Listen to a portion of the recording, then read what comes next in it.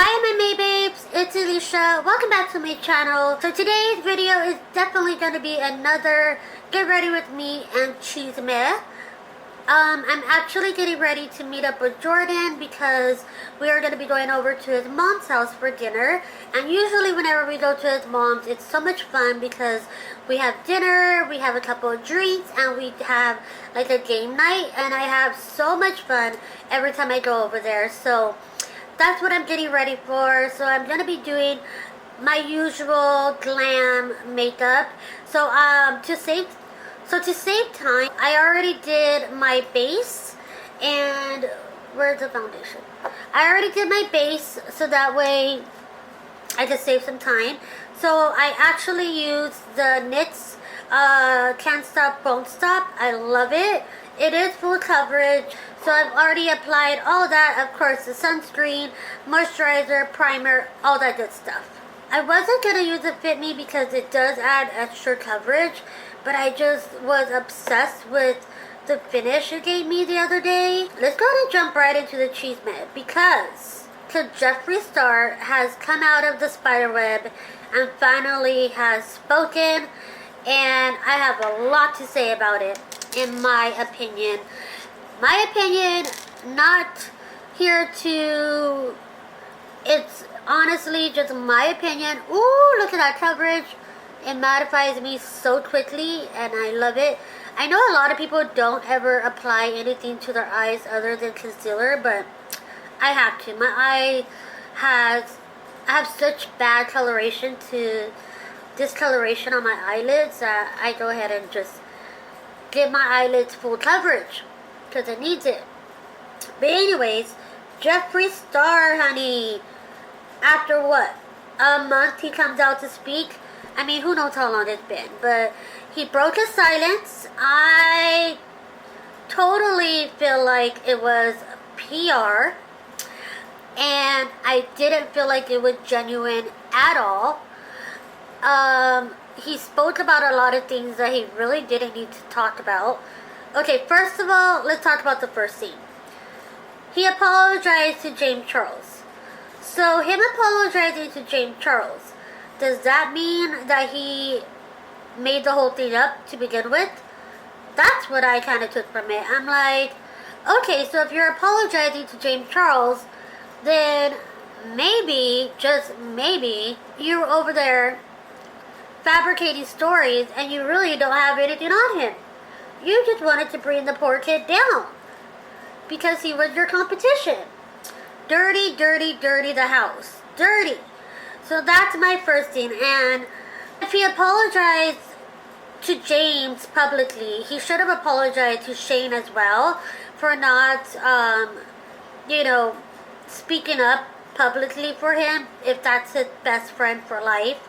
I kind of felt like, okay, well then where's your apology to your subscribers? Where's your apology to people that support your brand? Where's your apology to Shane? Because you've been MIA, and him apologizing to James really made me question, like, why? What is he apologizing for other than humiliating the poor kid? But again, I feel like, okay, so was it all made up? Do you really not have these voice memos? Were you calling him the P word for no reason and you really have no evidence for it? I just don't buy it. There's so many questions I have about that now. Then hold on guys. That's a little trick I learned from James Charles himself, is after he applies any type of face product, he always goes in and spritz it with a little bit of setting powder so that it doesn't get cakey. I don't know if it works, but it's just a habit of mine now. So with that being said, I'm like, girl, like, what is the real tea with James? I have a lot of questions on that. So let's go ahead and go in with some bronzer. I'm going to use my beloved bronzer from Physicians Formula. Then he goes ahead and backs up Shane, saying that he doesn't condone anything that Shane did in the past, and that Shane doesn't condone anything that Jeffree did in the past. whatever. That they love each other for who they are today. Okay, I did get that. But, you know, you let your friend just get tore up and you said nothing. Like, that is just not a true friend to me. And on top of that, he's sitting there on this couch with a robe on, and his hair and makeup was done, of course, but it just really felt scripted to me. The next problem I had was him saying that that's not him anymore. He's changed, that he doesn't want to be a part of the drama. I'm like, girl, you're always in the middle of it. Like, and him saying that he took some time off to, like, reflect. No, you took time off because people chewed you up and spit you out. That's why you were staying quiet. Everything he said was just BS to me. Him bringing in, saying that there's bigger issues. Well, first of all, honey, you're the one that caused all this drama. Even if Tati was the one that came out first with her video, you're the one that instigated everything. So don't sit there and say that you don't want to be a part of this drama anymore. That's not you anymore. Come on. It was totally instigated by you. No, Jeffrey, I'm not buying it. Then, for him to go in and say there's bigger problems in the world, which of course there is, and that Black Lives Matter and Breonna Taylor, and he brought up other people, that's more important than what's going on with the beauty community. That wasn't the time or place to bring it up. That should have been its own separate video. Honestly, it really should have been, because it's a very serious topic, and it's not something to just throw in the middle of your apology. It really isn't. It would be different if he would have said, I'm sorry for not addressing it when it happened. Then maybe it would be a little more acceptable.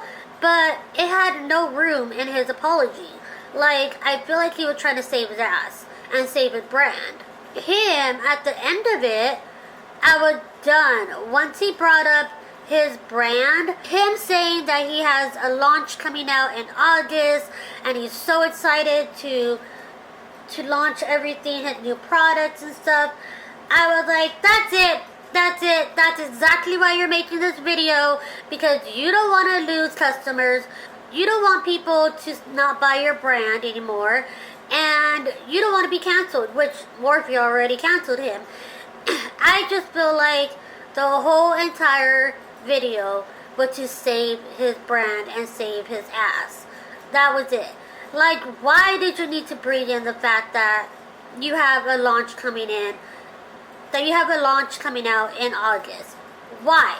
That had nothing to do with your apology. That right there to me was obvious that is exactly why he was filming the video. Not because he cares, not because he knows that he hurt millions of people, not because he knows that he hurt the beauty community, not because he knows that he was blackmailing people left and right, even though he says that he's not like that and that's not like him to do that. It was to save his freaking brand. And I am done with him. No, I'm not even subscribed to him, but I saw all the drama channels saying that he made a video. So as soon as I saw that, I went over and I watched it, and I could not believe the shit he said. I just couldn't believe it. But at the same time, should we expect anything else from Jeffree Star? I mean, what are your guys' opinion about it? I don't want to be, not trying to be a hater. I mean, the guy obviously is a marketing genius, and he knows what he's doing. He definitely knows what he's doing, and he's trying to save his brand. I'm almost out of coffee? No. So I was just like, Jeffree, honey, not buying it. And you didn't win me over. Not one bit. And then him saying, like, there's other stuff going on, but we're not going to talk about that. No, talk about it. Like, be human. Connect with people. Come down to earth and be humble. Like, it was very monotone. It was very, like, he has the same tone every time he's trying to, like, apologize about something he did. Jake Paul is always has been problematic. We all know that. But here's what the problem is. I've never watched Tanner Fox. I know like he's a big YouTuber, but it came across my recommended because and I watched it because the title was I tested positive for COVID. And anytime a YouTuber like talks about it, I'm interested, you know, on how it affects each person, because it's obvious that as we're learning more and more about COVID, especially with people's ages, like it's obvious that it affects everybody differently. So I was curious, and I really think that Tanner Fox, like, he won me over as a subscriber.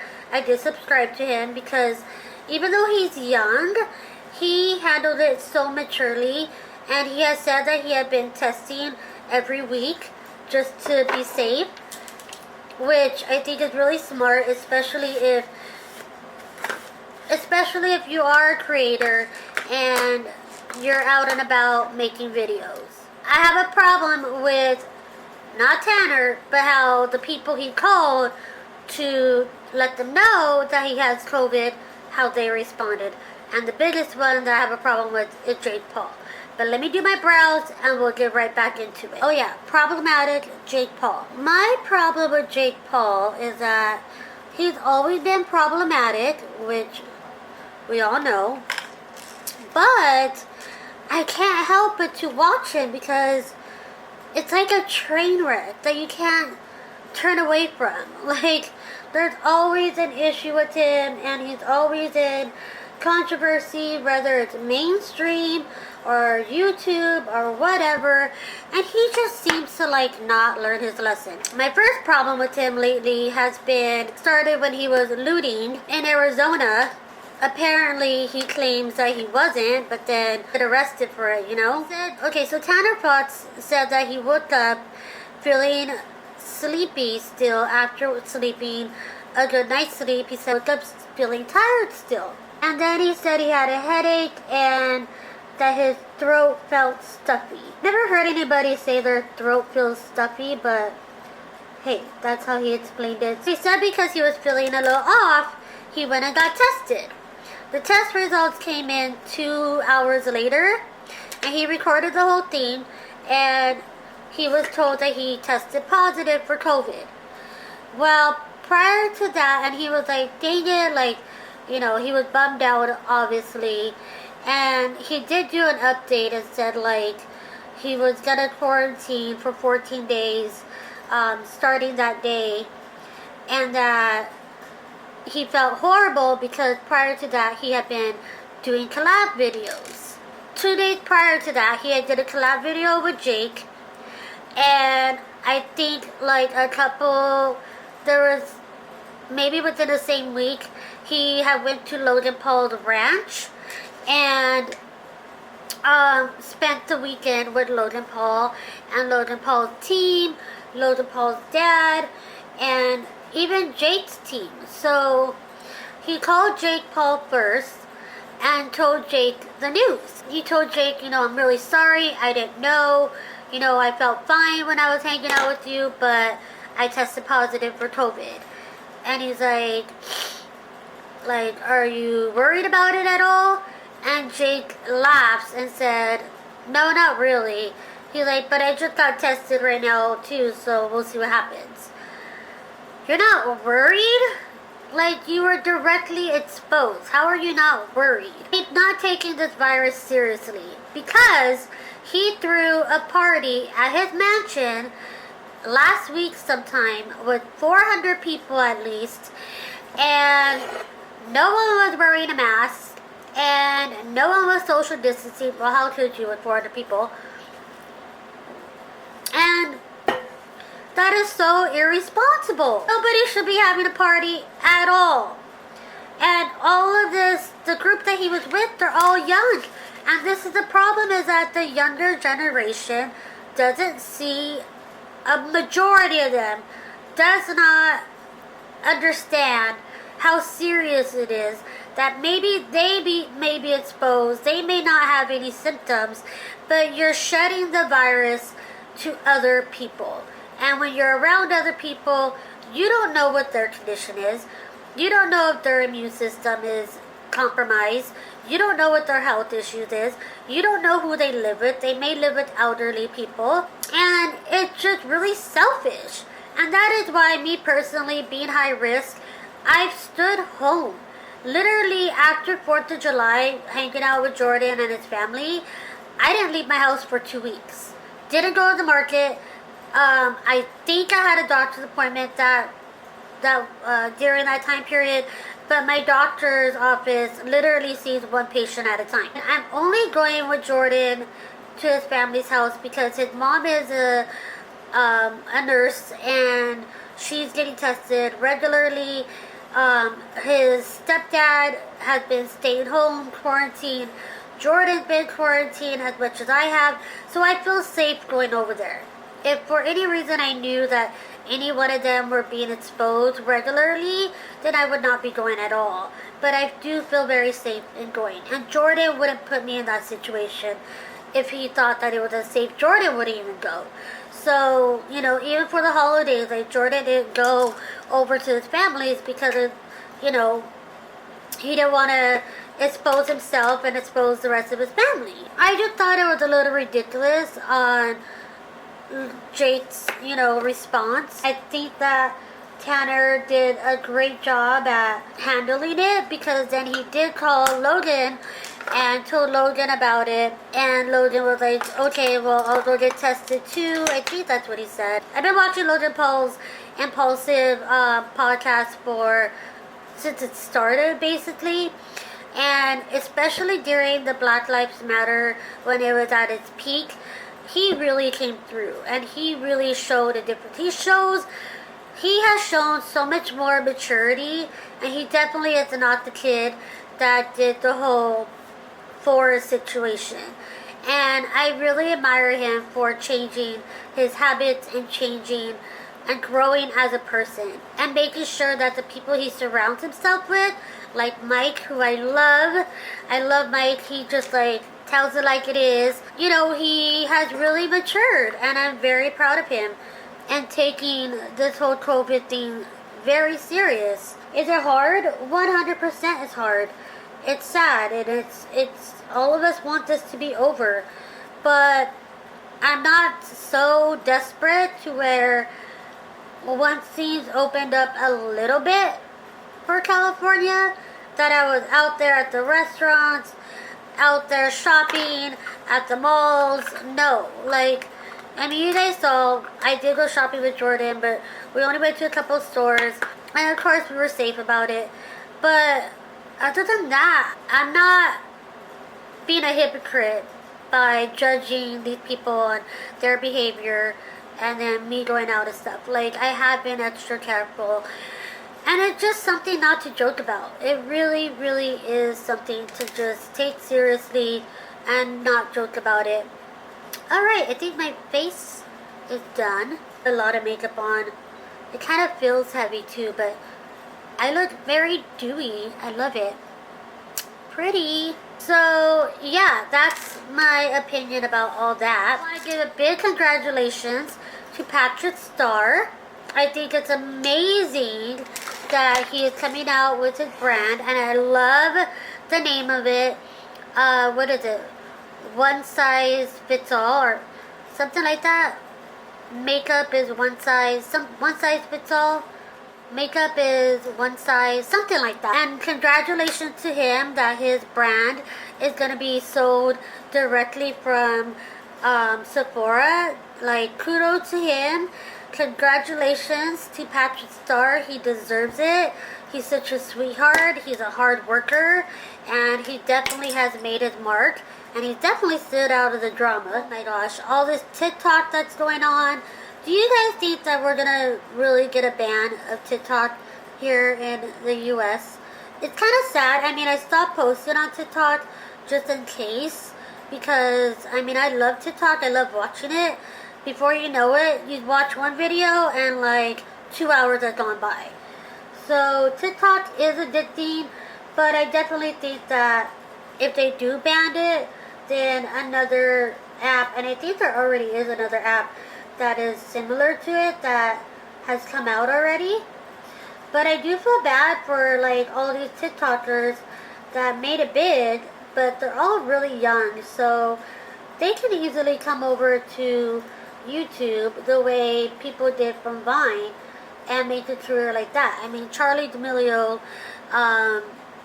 she's such a beautiful soul, and she's so wise for her age.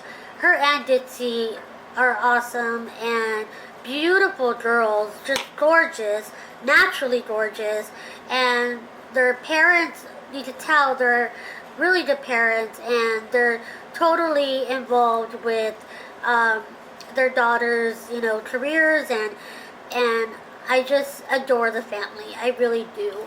I don't know what to do with my eyes. I don't know what to do. Of is almost every night I have been, it's not necessarily YouTube drama, but it is social media. Is my favorite person is back, and that is FouseyTube. You guys see, I don't know if you can see, but you could, if you can't see, I have a photo collage behind me, and I have a picture of me and Fousey there from when I met him, because he has always been go-to person. Like, he just has always inspired me, no matter what he does, and no matter how long he's gone, he just always has inspired me. And oh my gosh, yeah, I didn't even get to tell you guys. So he streams on Twitch, and in order to, like, you can leave comments, no problem, in the chat box, but you can subscribe to him. And so I did, because if you subscribe, then you can leave. I don't know if you guys know how Twitch works, but basically if you pay, oh, that looks really pretty. I just need to put a transition color. If you pay, I think it's $5 minimum, I think, for him, it'll read the comment out loud. And so it was so cool. You guys may have saw it on my story, on my Instagram story, but I have subscribed to him, and he's like, he always says thank you whenever somebody subscribes. And so he's like, thank you, Elisha, for subscribing, because it's $5 to subscribe. And he told Ahmed, which they're like the perfect duo, because they both have streamed separately, but what really blew up their stream was them streaming together, because as a duo, they're just hilarious. Like, they feed off of each other's energy, and it's hilarious. It's like very entertaining, and they usually start their stream around 7. They start the stream every night at 7 o'clock, and they're on there anywhere. Usually it ends like around 2 to 3 in the morning. Sometimes they have guests, sometimes it's just them. But even though Twitch is for gamers, they don't usually game. What I love about it, because I love Fousey so much, is that they just sit there and talk and respond to comments, and, you know, talk BS to each other like guy talk, or they'll call girls, or Fousey would dare his friend to do something. And what's hilarious is that Ahmed always does it. Fousey just gets like a crack up out of it. It's a lot of fun. It's a lot of fun to watch. So anyways, I subscribed to him, and he read it out loud, and then he said to his friend, and I recorded it, he's like, thank you, Elisha, for subscribing. And then he goes, I think I know who that is. And then his friend's like, really? He's like, yeah, I think I know who that is. And he definitely knows who I am, because I don't know if you guys know, but you could go back and watch. But I was at his 24th birthday party in LA, and it was a packed restaurant. It was at an Arabic restaurant called Baba Ganoush. When he walked in, the crowd, it was for his fans only. There was a line out the door. Some people didn't even make it in, but I got there early, so I got a seat, and there was like a little patio area, so I was sitting outside, and he walked in, and, you know, there's a crowd of people. And as soon as he saw me, like, he's looking around, and he sees me, and I kid you not, guys, this still, like, makes me so excited. he literally goes, you, hey, I know you. And he's like, come here. And I'm like, me? And he's like, yeah, come here. I looked so tore up. Like, if I could go back and like, I just didn't look my best because it was raining and I had curled my hair, so my hair was like super frizzy. I need to blend more. And he's like, yeah, come here. So I go over there and he's like, I just want you guys to know that this girl has been supporting me for years and I just want to thank her in public for supporting me. He's like, thank you so much for all of the support that you give me, and I truly appreciate it. And then before I like left, after he like embarrassed me by introducing me to everybody, he's like, hey, you know, come find me in a little while. And I said, okay. Love the eyeshadow. So I did, and he brought out his vlog camera, and because I had told him I vlogged, and I was like, I'm at 800 subscribers. So this was years ago, and I was like, I'm at 400 subscribers. No, I had told him I was at 800 subscribers, and I'm like, you know, I'm trying to reach 1,000. So he's like, hold on. He goes and he gets his. Till this day, people still know me from Fusi. So that was the very first time I met him. Then I met him again at VidCon. I met him 3 times. Oh yeah, I met him at VidCon. Well, because he wasn't gonna be at VidCon, like he wasn't gonna go as a creator. He just went to show up to like do like a meet and greet outside. So he recognized me then, and then again I saw him. He had did a comedy. He had did a comedy session in Hollywood, and I went to that as well. And I didn't get to talk to him one-on-one, but he did see me. He did recognize me, and that's when I got to meet Alex Wasabi and Lauren DIY, and also Simi, who was his assistant at the time. And yeah, it was just, every time I've met him, it's always been a memorable time, and he's always been so humble, so down to earth, and he just has always inspired me because he's so open about being bipolar and the struggle of it. He really is the reason why I choose to be so open about my mental health issues. He literally is the reason why. And because you guys support me non-stop. So I feel comfortable talking to you guys about it all the time. And it's just so funny because like I share so much with you guys that like my own family doesn't even know as much as you guys know about me, because my family doesn't watch my videos, and even friends that I have, they don't watch my videos.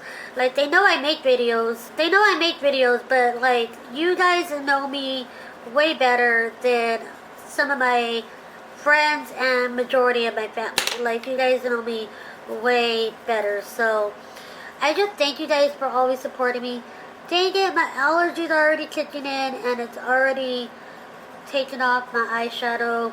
But this video is getting long, so I gotta hurry up, speed it up, and yeah. I haven't tight lined my eyes in a while. Is that brown or black? Oh my gosh. I have a lot of MAC eyeshadows. I have a whole drawer full of MAC eyeshadows that I never use, and I need to. I think I'll smudge it out with this NARS one. It's such a pretty color, guys. This video is getting long, so I'm going to go ahead and do mascara, go ahead and do my hair, and then I'll come back when I'm done to close out the video. Alrighty guys, so I went ahead and did my hair and finished up getting ready off camera because I'm running out of time. But I had a good time talking to you guys about all the CHISME with YouTube. If you like this video, please give it a thumbs up. And also please subscribe, because I really want to at least get to 6,000. Like, I've been at 5.5K for too long. I don't know what the stall is. But hopefully by me uploading more regularly and consistently, that will get my numbers going. My hair is second day hair, and I just went through really quickly with this curling iron that Jordan bought me for Christmas. And I just did big waves. So here's what I'm wearing. It's totally out of my element. It's a dress from Target, and I love it because it's like a t-shirt dress. It is a little bit like big, like this is what it should be, but oh well. So that's the dress. My necklace is from Target. It's a little cross, and then of course the one I always wear, that's from Walmart actually. And then I have this bracelet on that says Faith, and I actually got this from Target as well. So I'm pretty casual. Let me show you guys. I'm just wearing some Converse. So yeah, that is my outfit of the day. My look of the day. I feel good. It feels nice to be out of my pajamas, and I'm ready to go out, have a good time with friends and family, and just enjoy my day. So if you enjoyed this, please give it a thumbs up. Please subscribe if you are new. Go follow me over on my Instagram, because I want that number to go up too, because I post multiple times a day on my Instagram, and if I don't post on my feed, then I'm always posting on my story, so go check it out. Yeah, you guys know where to find me. I love you guys, and don't forget to be your own kind of beautiful, because you are beautiful just the way you are, baby. I love you, my babes, and I will see you guys in my next video. Bye.